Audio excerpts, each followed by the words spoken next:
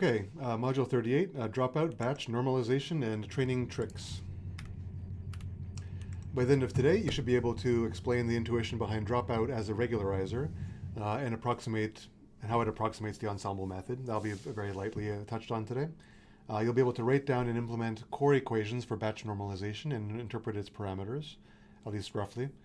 You ought to be able to compare training and validation curves with and without Dropout, and without BatchNorm, and diagnose overfitting and training instability.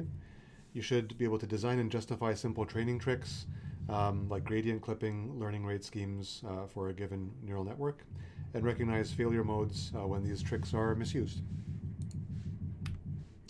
So the new question that we're starting to get into, and this has been building in recent modules, is now that we can train deep neural networks using modern frameworks like PyTorch, how do we make sure that they generalize well and train stably in practice so that when we deploy them, we can do so confidently? So in the real world, training often has situations like overfitting on smallish data sets. Especially if you're developing a model for a very niche use case, overfitting is very common. You might have like very slow optimization, or it's very unstable, and like it's really hard to see if the neural network is learning anything. And then you'll have sensitivity to all kinds of the hyperparameters or empirical setups that we've been talking about, like learning rate and initialization questions. So usually people like us, we're going to go to dropout or batch normalization as standard techniques we're going to use to help improve these kinds of problems, and maybe there's some other tricks we'll also try to apply. This is very common, and like all things, I'm going to try to emphasize how I can move my camera. There you go. How to emphasize how this is like a mix of generally these techniques are going to work very well, but you always have to be thoughtful and mindful when you're doing so. So again, we know all the levers we can turn. We have data, which is always a very important factor. We have model representations we talked about very recently. We can tweak our objectives and evaluations. Loss functions are important, and we've had a few of them that we've dealt with quite a lot, like mean squared error and classification loss, with and without putting them into what we call cross entropy. But there's other metrics. You know, we want to not just track accuracy, but we want to track other things as well. We want to set up evaluation pipelines that are meaningful, like these cross-validation, for example. Then we have a variety of optimization tricks, like learning rates, weight decay, like L1 and L2, early stopping we've touched on. Now we're going to look at dropout, batch norm, and other related tricks. So here's just an overview of like where we can apply different techniques. So like a scheduler, gradient clipping, which I think I've mentioned we have papers on, but you know we have tricks on the optimizer. Right now, counterintuitively, we're going to talk about dropout and batch norm, which are tricks we can apply to the model. Oof, this looked better on my laptop. The intuition for dropout is, this comes again from about 10 years or so ago from these papers. During training time, the idea is to randomly drop or set to zero some of the hidden units. So here's like a visualization. Here's like a very simple neural network with one hidden layer. We just turn some of them off. Okay, so randomly for each mini batch, we'll just set the outputs of these neurons to zero. Coincidentally, this is similar to the idea of neurodegeneration or aphasia in neural networks, which is usually a bad thing for human brains, but in this case, at least for training, it can prevent co-adaptation. So individual units don't really rely on like some other unit always being on or always being present. So in some sense, neurons learn to be robust to failures and small noise. At least that's how the idea goes. Yeah, if you can't rely on one of your teammates here, because sometimes they might just go off, it helps the robustness of the neighboring neurons. This is like training a large ensemble of thinned neural networks. Again, this is a kind of theoretical.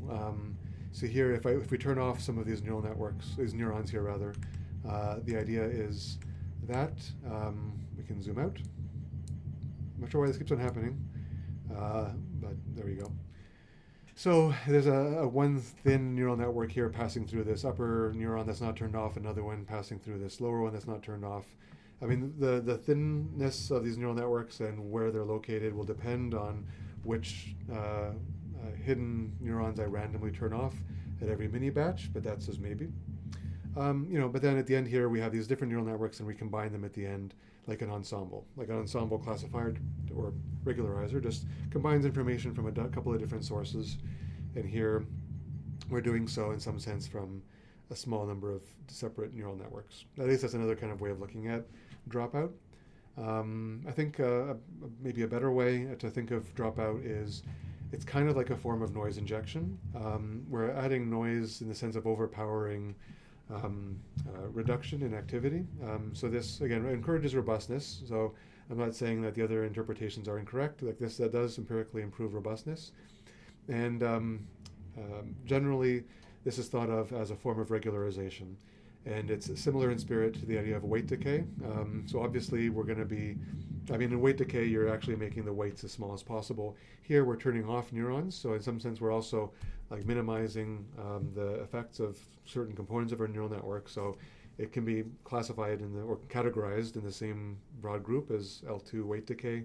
But yeah, Dropout is a form of regularization. And it's a form of regularization also in the sense that it ends up with more robust models for deployment. The simple math view is this. You have a hidden activation layer H, which is d-dimensional. During training time, we'll sample a dropout mask, call it M sub I. So it'll be a vector with d components, one for each neuron in our hidden layer. We'll sample it with Bernoulli. And so Bernoulli distribution basically just has one of two outcomes, positive or negative. So if it's positive, we'll leave it on. Otherwise, we'll turn it off. Most modern libraries implement this idea of an inverted variant of Dropout.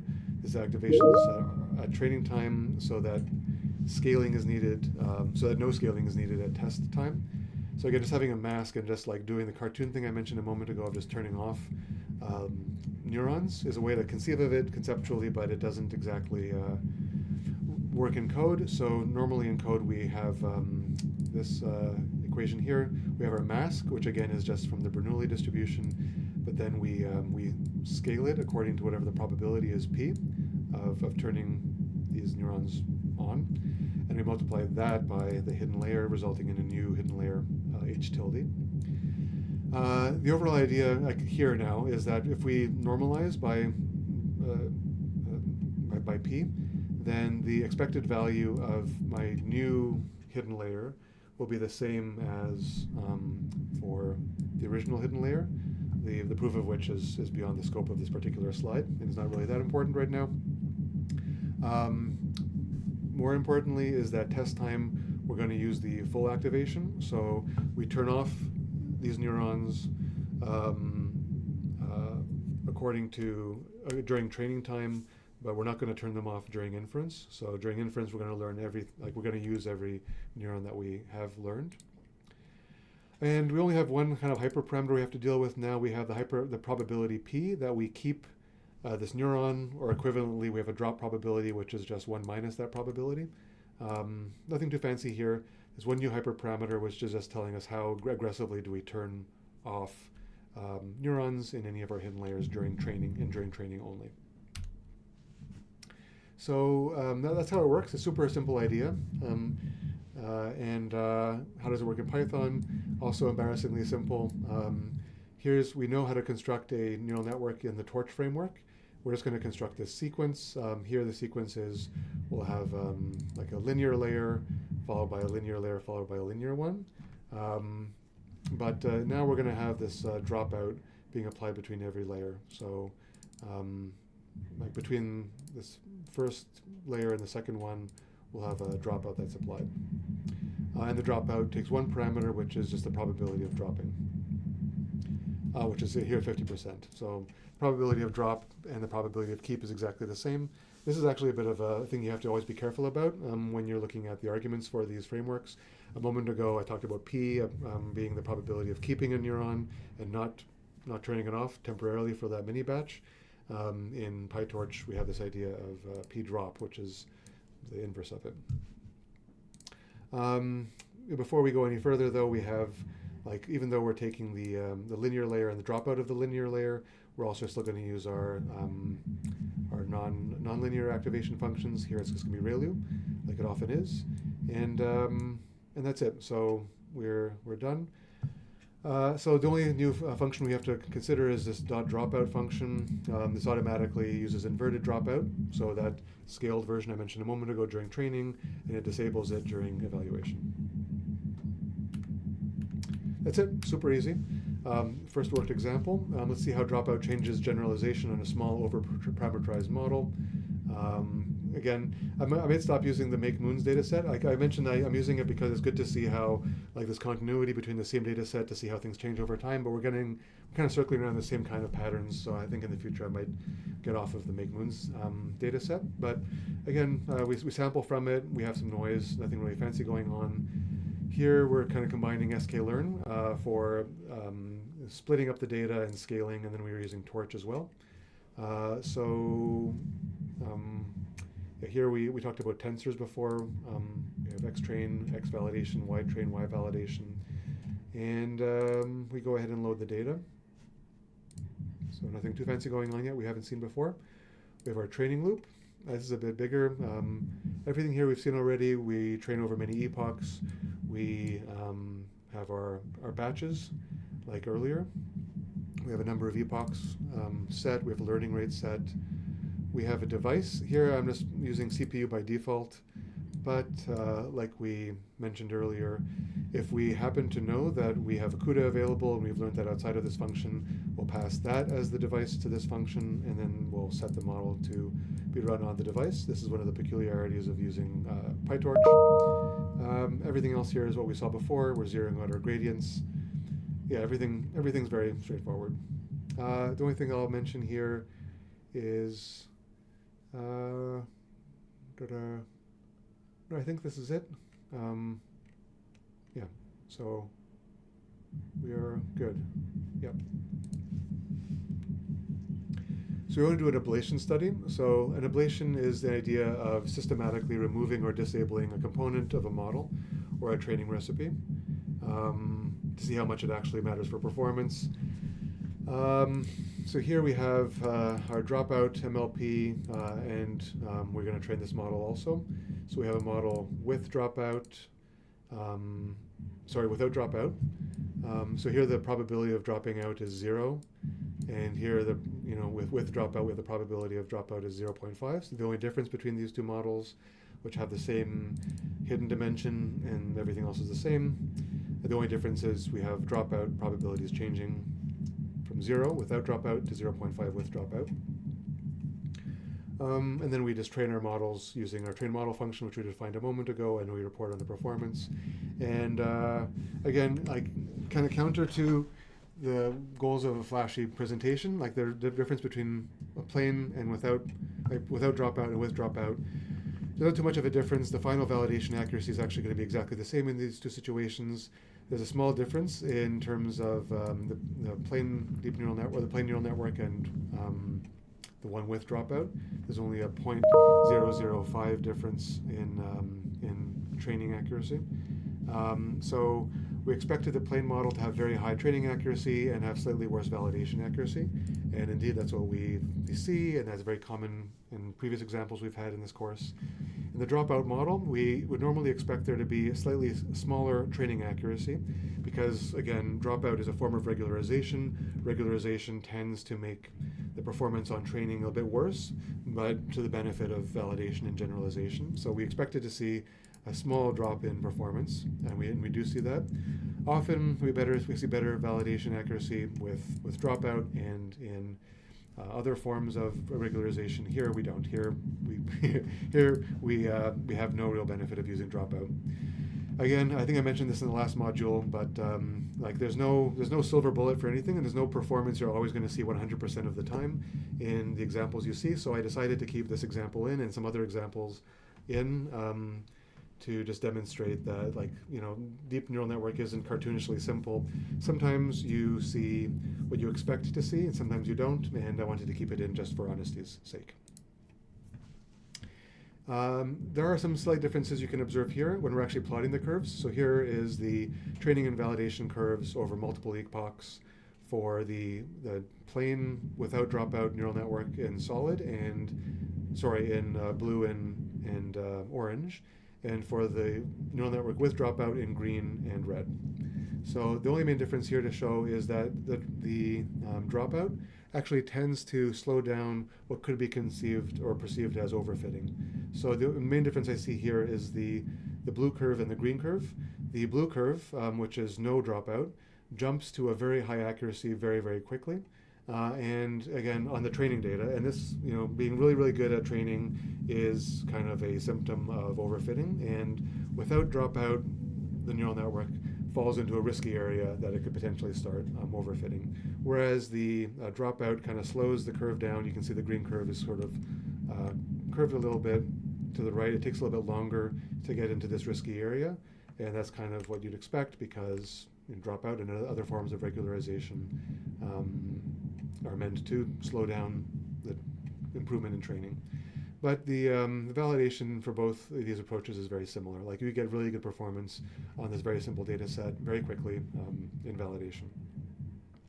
So again, this is a cartoon example. You could add more complexity to the data if you wish, and again, try to break the system to see if you can get better or worse performance with dropout. So for very small models and very tiny data sets, a high dropout can result in underfitting. And again, this is not too different from the behavior we saw in previous forms of regularization. Using dropout on BatchNorm normalized layers, and I'm jumping a few slides ahead of myself right now, and using weight decay, so using dropout and the technique I'm going to mention in a few moments, and using weight decay like L2 regularization. This can be way too much regularization. You're reducing the effective capacity of the deep neural network to a too great a degree. You're not letting this prodigy sort of loose. You're being too harsh of a teacher. This can over-regularize and hurt performance overall. Sequence models in certain architectures. So sequence model is like a model that recognizes audio patterns or even text sequences. Dropout naively, uniformly at every time step, can actually harm long-range dependencies. Sometimes these neural networks, which we're going to see in future modules, do rely on information being stored predictably in previous time steps. You're relying to make a prediction about what word should come next. You want to know something about the grammar or the semantics of the words and word sequences that came before. And if you're just dropping out and applying this sort of aphasia or a neurodegeneration to your model, this can hurt long-term dependencies. I should have included a reference here just for your interest's sake, but you can find papers that describe that. And then there's other kinds of variants which are preferred, like variational dropout, which again, you search for this. There's this is more of a curiosity. So dropout isn't sometimes it doesn't work very well, like we saw in the previous example, and sometimes it can actually hurt performance. You just have to be careful. A good rule of thumb is if training accuracy never really gets high, and you're using dropout, then maybe consider lowering it, like lowering the probability of dropping neurons, or just removing it altogether, especially if you are using other forms of regularization like weight decay or BatchNorm. So BatchNorm is another very popular form of controlling capacity in deep neural networks. The key problem is that deep neural networks are very sensitive to the scale and the distribution of activations. We saw this a little bit in previous modules too. And going back several years to 2015, we have this landmark paper that introduced the idea of BatchNorm, or batch normalization. The idea here is for every mini batch and every channel, so every neuron, every form of input or every feature, you normalize activations to have a mean of 0 and a variance of 1. This is, again, a very standard technique that goes back decades and is called Z-score normalization, or it's related to Z-score normalization. Having a mean of 0, a variance of 1 is Z-score normalization. Doing so learns a scale and a shift. We'll do it once you've done this. Then you have to learn a new scale and a new shift to restore the flexibility. We don't want all of the data to be like Borg-like, if that reference makes sense, or too uniform. Being too uniform is not a good idea. You want to have some variety. So you're still going to, even if you're going to normalize activations in order to control fitting when you're doing training, you can still learn a scale and a shift. Say this channel, this entire hidden layer needs to be able to have a bit of flexibility, and we're going to learn those new parameters. So scale and shift are parameters we have to learn. You won't have to learn, but you're going to call a function that will do it for you. If you can do this, if you normalize like your features within your hidden layers, initially to have 0, mean, and variance 1, and then you can pass these through a little simple affine transformation to restore flexibility. You'll get smooth optimization surfaces. This will allow you to have higher learning rates. So again, big picture, the hyperparameters we tend to tune are things like the learning rates from before, and we want some flexibility there. If we've painted ourselves into a corner where like eta has to be embarrassingly small and we can't really make any changes to it, it's too tight or too sensitive, then we're not gonna be able to really do machine learning in the way that we want. Similarly, doing normalization helps reduce sensitivity to random initializations, and it will improve generalization like we see in a lot of other forms of regularization. The idea here is we have our original layer activations. We pass these through the batch norm. This batch norm will subtract the mean, divide by the standard deviation to give us our standard deviation of 1. And then we're going to transform them through a affine transformation. We'll multiply by gamma, we'll add beta. These are our learned parameters, and then we'll pass that through our nonlinearity like ReLU. So here's just like making that explicit. This is not as complicated as it might appear to you if you're getting math overload here. We're not doing anything fancy. We're just looking at, given our activations in a mini batch for like a feature channel, like for one channel, like one neuron, compute the average, compute the variance. We know how to do that already for the data coming through this channel. And then that's when we do the normalization. So just like this is basically the z-score function. We just subtract the mean, so all of the data are centered around the mean, and then we squish it by dividing by the standard deviation. Usually with standard deviation in z-scoring, here we have this extra epsilon parameter for the noise, which you can ignore conceptually for now. We're basically just z-scoring x sub I. Then we take x sub I and pass it through our affine transformation, gamma and beta.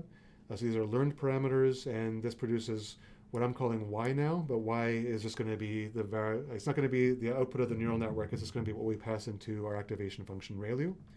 And that's it. We're just keeping things controlled by z-scoring essentially every channel in a mini batch, and that's it. So every mini batch will have a new mean and variance for each of our channels. We'll z-score according to those means and variances. We'll have this little bit of a bump in order to increase flexibility, as you can see in the papers I linked and other websites that describe BatchNorm. And that's it. And during inference, we're going to take running averages that we estimated during training. So that's like, again, nothing fancy is going on. Just like Dropout is a super, super, super simple idea.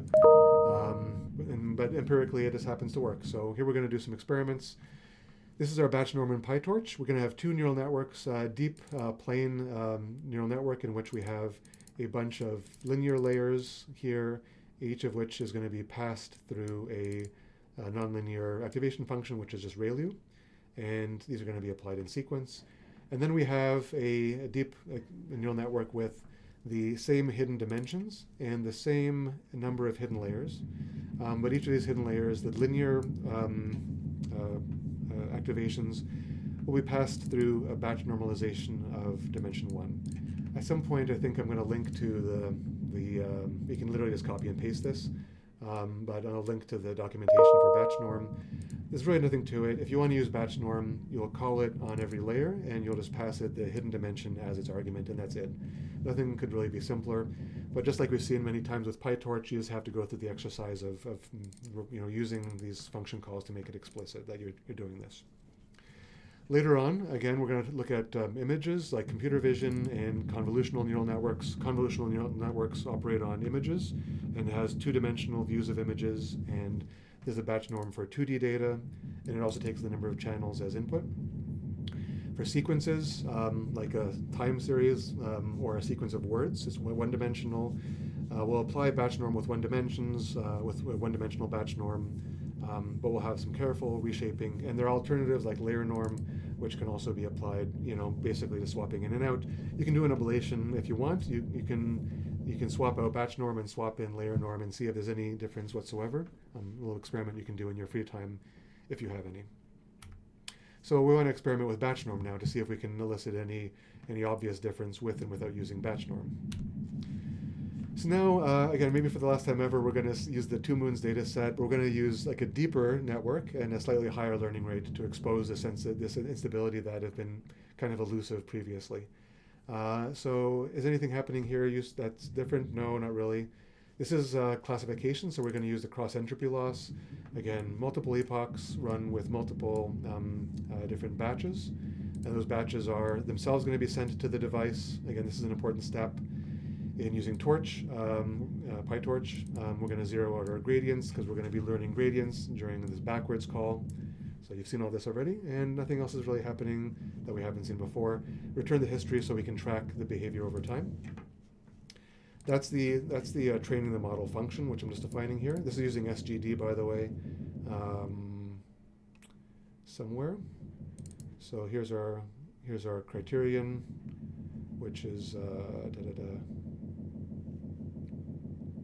which is obtained. We're using the SGD optimization from PyTorch, and we're using the optimization in here it is, obviously the optimization step, sorry. Anyway, so everything we've seen previously is again in this function. Here is just the overall architecture around our experiment. We make our moons data set, we split it into training and validation like we have many times before, and we load it, and then we just run it. We create the plain neural network and the one with the BatchNorm, BN for BatchNorm. These are both on our device, whatever we've decided our device is, and away we go. Actually, here it's going to be run on the CPU because I'm not passing the GPU to it, but if you have a GPU, you can call this function with the device set to CUDA if it's available. And we train and we store the history.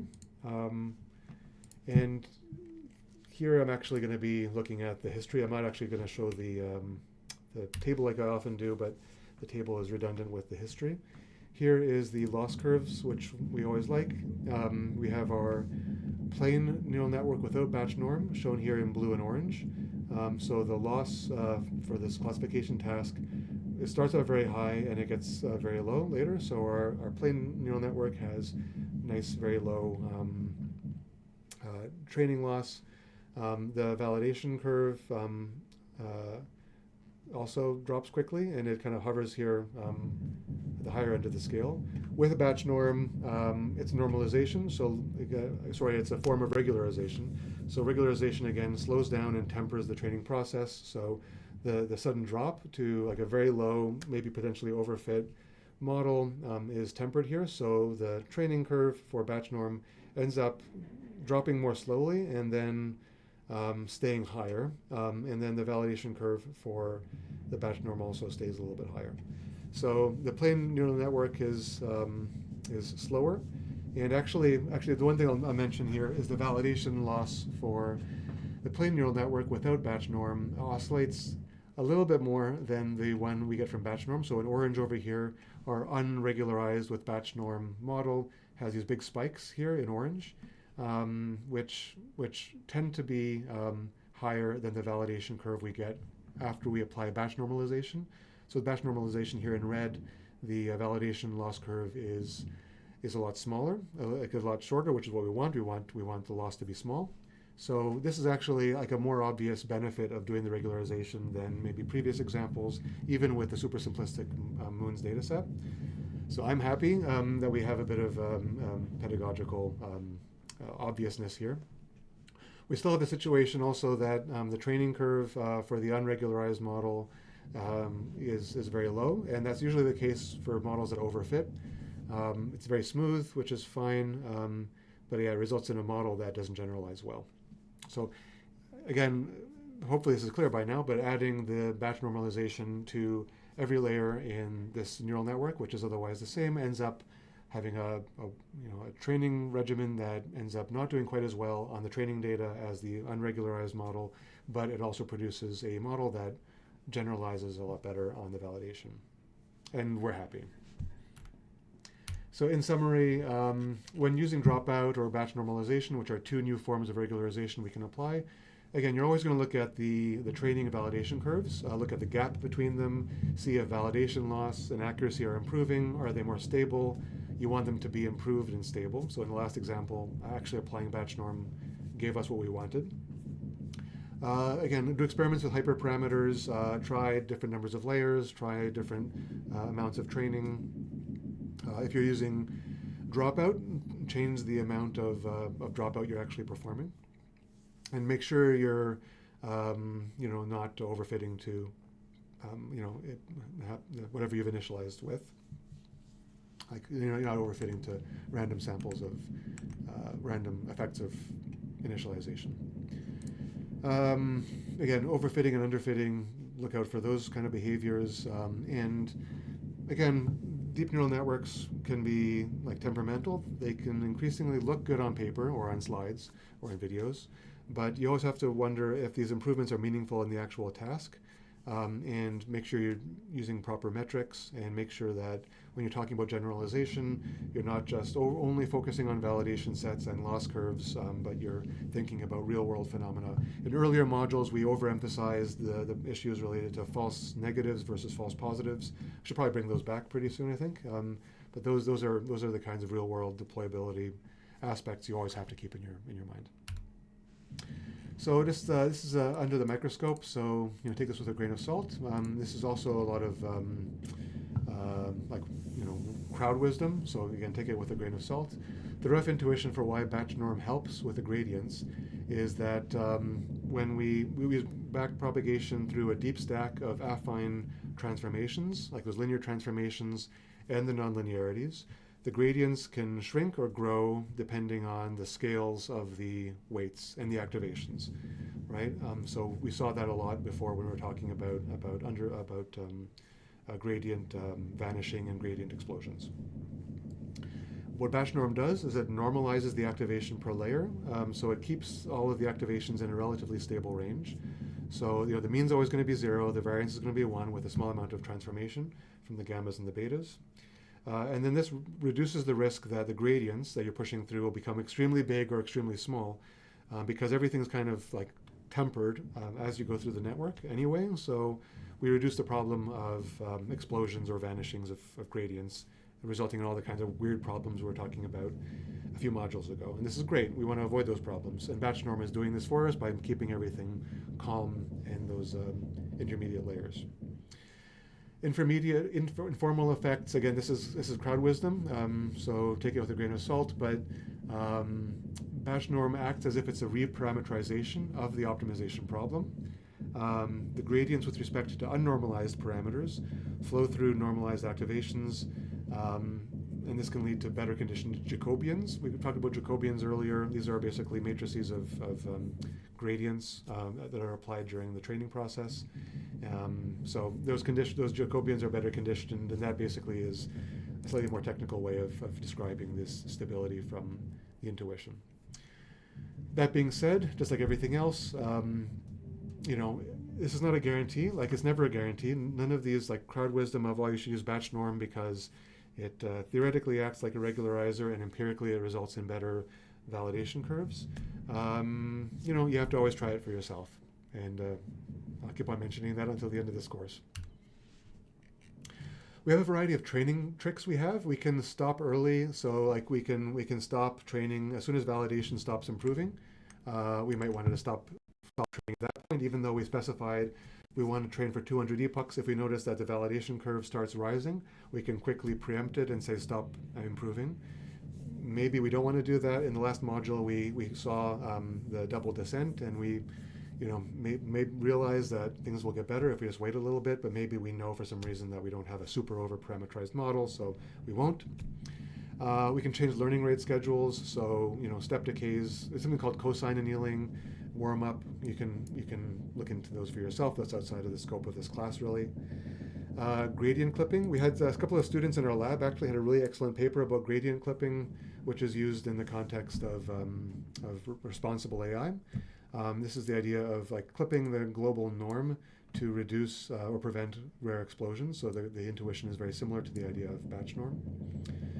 We have our good old-fashioned L2 penalties. We have our good old optimizers like Atom that have their own weight decays, sometimes applied with them, and the optimizers themselves sometimes can rely on momentum. We have all of these new tricks we can apply to problems.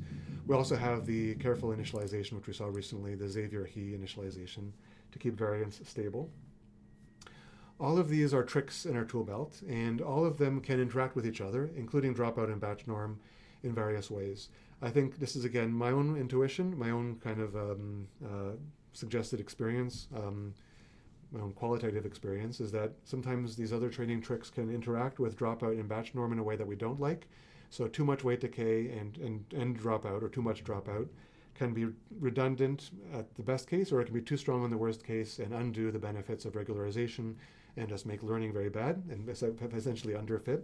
So you have to you have all these, you can't like tune one of these tricks, like like learn which weights to apply to L2 weight decay, and after you've decided that this weight or this amount of regularization you're doing with L2 is fixed, then move on to optimizing the value P for Dropout, and then optimize that separately.